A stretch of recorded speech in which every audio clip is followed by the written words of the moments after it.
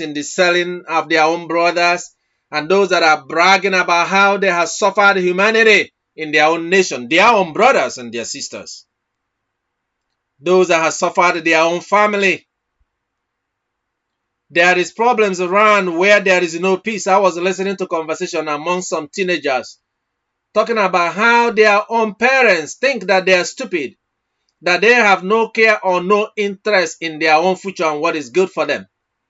And one was talking about what is happening in their own family, which I am not going to get into. And the other one also started talking about what is happening in his own family. And they begin to compare notes and say that it is apparent that even the money their parents are making off their life, that they thought that they did not know that some of the things that are happening is happening because they are getting a welfare check using them. And I said to myself, so even children, the young people of our country here in America knew that sometimes some parents are not invested in the future of their own children and they don't care about what is happening to them. And most parents must have thought that the children did not know what they are doing, that they only care about themselves and they really don't care about the children.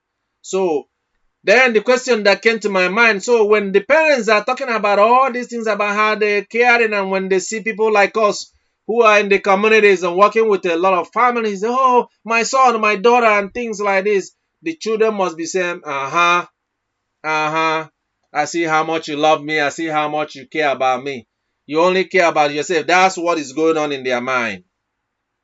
They don't believe that the parents really do care about them because it is evident in the way that they sacrifice them all the time. They don't care about how they're doing in school. They don't care about what school they go to or what is being taught. And there have been prophecy in this direction before. But believe me that the children knew. We knew that the children knew all the time. But every now and then we are reminded, those of us that are in social work, that work in the communities, the children knew. They know what the government is doing, what everybody is doing. They knew. They think the children are stupid, but they are not. Americans, American children are not stupid. That is why when people sit down in the positions of power, they think about what they do, for them to think and consider about the future. Every one of you, the members of the soldiers, those that believe that they fear God, and you think that you are smart because you have children around you, you need to think again that the children know what they are doing. They know who love them and they know who care about them. When you make your policies and you take your actions, you think they don't know. It's just that they cannot do anything about it because they are children and they are supposed to do what they are told. And children, you must do and should do what their parents had told you to do, even though you knew that they're wrong, for the judgment of God is upon these parents. Because the Lord has asked you and commanded you to be obedient to your parents. So whatever they have asked you to do, that you have done should not be held against you.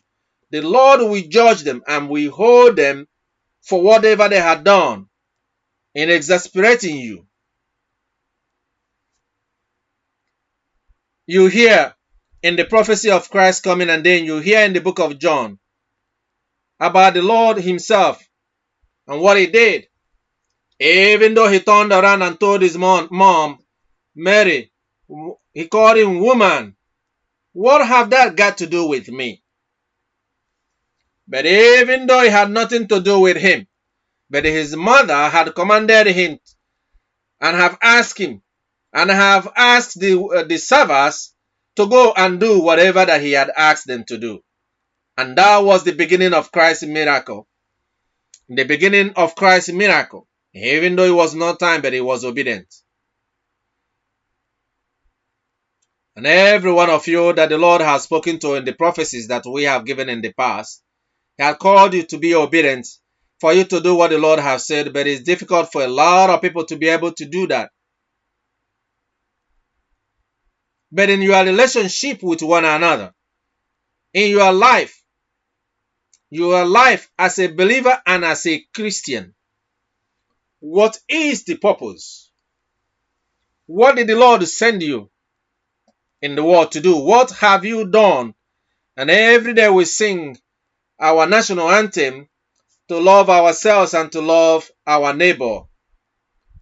as God have loved us, as we love ourselves. But what are we doing in order to demonstrate that love for our neighbor and love for ourselves? You have to ask yourself, what exactly have you done?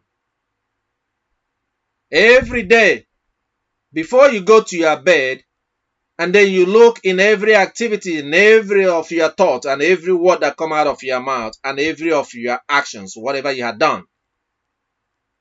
How can you, and how is that connected to what the Lord is saying and what God has shown us in the life? Imagine in the sharing of your life how that touches another life.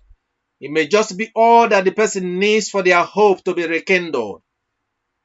Did you do that, or you only look after yourself? Those that like to take money and put it in a warehouse because they want to store enough money for them to live out of their life, but still they talk about the production and talk about what they have contributed to the world. If you're making money and you're stealing money to put it in a store, in a safe or in a warehouse so that you can only go and dip your hands and eat, how can you think about producing and try to multiply and try to increase and try to bring about the blessings of God in your life if all you do is to take what belongs unto another and you keep it for yourself so that you feel great and mighty? Are you actually great and mighty? When people see what you have accomplished and they say that, oh, you are such a hard worker, but the only thing that you have done is to take what belongs to another. And I still take it back to Nigeria because of the prophecy that I know that I have not shared about the future, about the things that they are doing. And of course, they're good at daring God, because even if God comes in presently, if God is to be seen as a person or to be physical to come in their presence, they still will want God to convince them in the lies and in the deception. So that is why then years ago, the Lord said he was going to expose all the stuff and told all the nations of the West and the superpowers to wait and watch and see that the Lord will expose and see what is happening. And if you look at all the things that are coming out today, and as they go on and will continue after this, you're going to see how and what a nation and what a country, the people that have forced and made the place to be, have formed. That a right thinking man will now have to reflection. A man without a reflection has no salvation. To see what they have been doing and what is seen, is that the right way and what should be done?